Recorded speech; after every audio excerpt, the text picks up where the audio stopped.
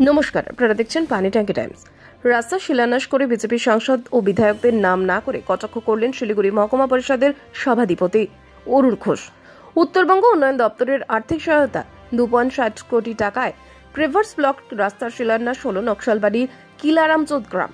রবিবার কিলারামজোতের রাজীব মোড় থেকে K2 গাবুর জোতের সন্তোষী মাতা মন্দির পর্যন্ত এই রাস্তার কাজে শিলান্যাস করলেন শিলিগুড়ি মহকুমা পরিষদের সভাধিপতি অরুণ ঘোষ। 2.3 কিলোমিটার এই রাস্তা তৈরি হলে স্থানীয় বাসিন্দাদের দীর্ঘদিনের সমস্যা মিটবে। উপস্থিত ছিলেন নকশালবাড়ি পঞ্চায়েত সমিতির সভাধিপতি সজনী শোভা, মনিরাম গ্রাম পঞ্চায়েতের প্রধান গৌতম ঘোষ, এসএসবি অতিরিক্ত কমান্ড্যান্ট সহ অন্যান্যরা। এদিন নাম না করে বিজেপির বিধায়ক ও সাংসদদেরকে কটাক্ষ করে সভাধিপতি জানান, ভোট নিয়েও এলাকার উন্নয়নে কোনো কাজ করছে না এরা। 10 বছর ধরে বেহাল অবস্থা ছিল এই রাস্তার।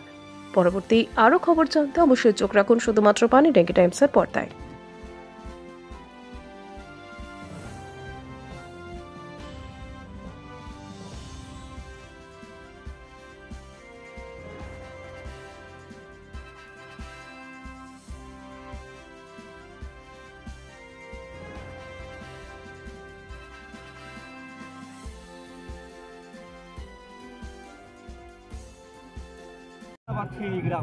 একদমই তাই। দেখুন, আমরা আগেও বলেছি, পশ্চিমবঙ্গের মাননীয় মুখ্যমন্ত্রী মমতা বন্দ্যোপাধ্যায়ের অনুপ্রেরণায় নর্থ বেঙ্গল ডেভেলপমেন্ট ডিপার্টমেন্ট থেকে আমাদের রাজীব মোড় থেকে সন্তোষী মাতা মন্দির পর্যন্ত এই রাস্তা, যেটা আজ পর্যন্ত কোনোদিনই হয়নি এই রাস্তা, তা আমরা করতে পারছি। আমরা ধন্যবাদ জানাই পশ্চিমবঙ্গের মাননীয় মুখ্যমন্ত্রী মমতা বন্দ্যোপাধ্যায়কে এবং আমাদের লোকাল নেতৃত্বকে, এখানকার মনিরাম গ্রাম পঞ্চায়েতের প্রধান, পঞ্চায়েত সমিতির সহকারী সভাপতি এবং আমাদের যারা নেতৃত্বরা আছে, বারবার এটা আমাদেরকে বলার পরে যে রাস্তা কোনোদিন হয়নি, রাস্তা করতে হবে বলে আমরা কিন্তু আবদার রাখি নর্থ বেঙ্গল ডেভেলপমেন্ট ডিপার্টমেন্টের কাছে, এবং ওনারা তাদের সাইডায় 2,60,00,000 টাকা ব্যয়ে আমাদের এখানে এই রাস্তাটি হচ্ছে। পেপার ব্লকের রাস্তা এই অঞ্চলে এখন পর্যন্ত কোনোদিন পেপার ব্লক তো হয়নি, বরঞ্চ এই রাস্তাগুলো 2 বছর আগেও খুব খারাপ অবস্থা ছিল।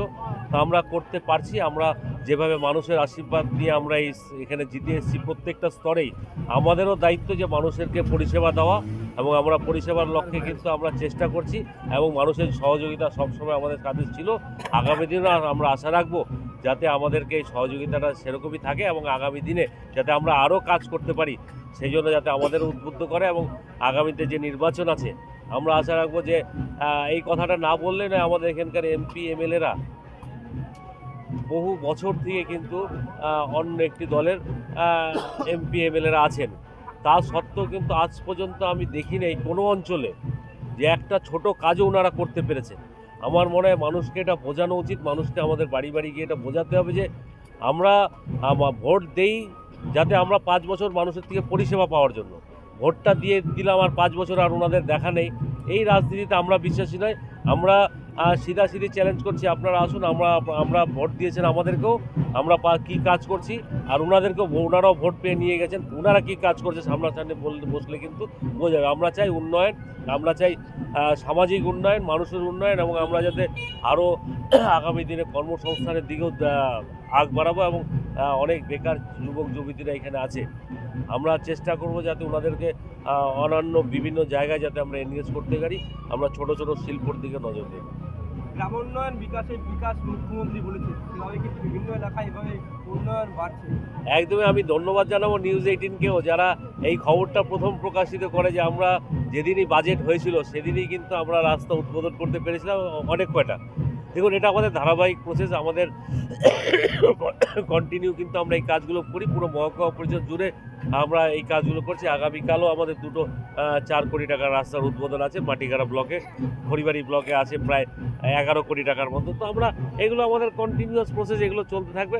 আমি তো বলি, কাজের মাধ্যমে মানুষকে চিন্তা করা উচিত, উন্নয়নের দিকে মানুষকে চিন্তা করা উচিত।